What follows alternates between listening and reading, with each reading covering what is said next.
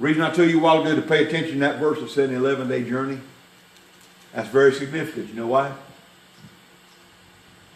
An 11-day journey for the children of Israel turned into a 40-year journey. We've been there before. In the case of Elijah, a 7 to 11-day trip took him 40 days and 40 nights to make it because of his unbelief, because of his disobedience. The children of Israel, an 11-day journey took 40 years. How many of God's people right now, in the church right now, who've been saved a number of years, who still haven't gotten on the journey yet? They still have not zeroed in on God's destiny and plan for their life yet.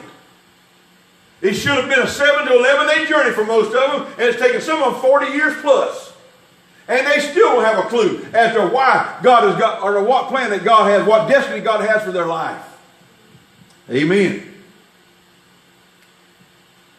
And they turn into wandering Christians. Not wondering, they do that too. They wonder. But they wander. They just, all they're doing is making tracks. They don't know where. They don't know what plan God's got for life. They don't really seem to bother them. They don't really seem concerned that much. They just moving on with the Lord. Well, that's good to move on with the Lord, but you need to be moving on in the direction He wants you to go in. Hallelujah. Thirdly, and I'll start landing the plane here. Unbelief. It robs us of God's best blessings. Why is unbelief so evil? Because it robs God's people of God's best blessings.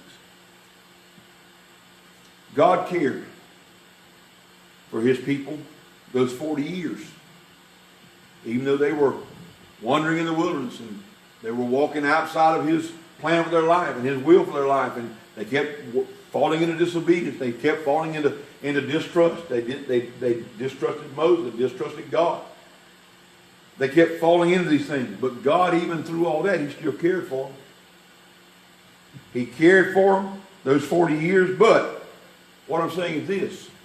How much more would He have cared for them?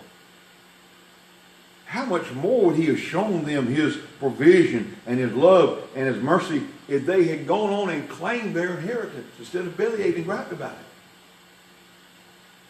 How much more was God long?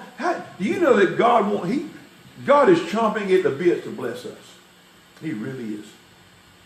He loves us with a love that we can't even begin to understand. And He's chomping at the bits wanting to bless us, but so many times we cut off our own blessing. We hinder our own blessing. That's why, again, when it comes to tithing, when God says in the Word of God, in Malachi, He said, try me and see. If you will obey me in the tithe and the offering, try me and see, won't I open up the windows of heaven and pour out a blessing you won't be able to contain. You'll have such a blessing you can't keep it all. Hallelujah. You can't hold on to it all. It'll be so much of it. He doesn't want you to hold on to it. How much more would God have done for them if they would have claimed their inheritance? How much more would God do for us today if we would just claim our inheritance?